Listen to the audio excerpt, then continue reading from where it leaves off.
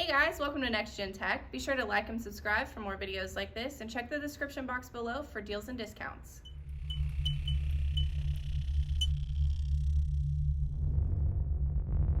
Took out the stock fans, mostly because they're notorious for not being that great.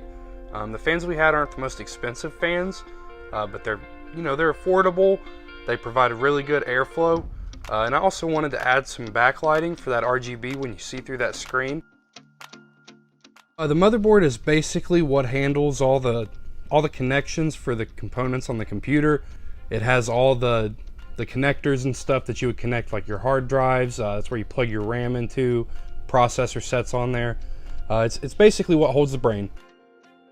We went with aftermarket CPU cooler. Again, the stock coolers are notorious for not being very good cooling, but we also thought that would look really cool. We put a white big block cooler in there. It should have a lot better cooling and better airflow with those two fans I put on there. So we went with the 750 watt. We probably could have got away with lower than that, but these newer cards, the 20 series and 30 series, seem to draw a lot of power. We went with the 750 watt gold rated, just to make sure that there was plenty of power and it was going to be nice and safe. Yeah, so we went with the 2070 Super. I mean, as far as what you can get right now, it's one of the most high-end consumer cards.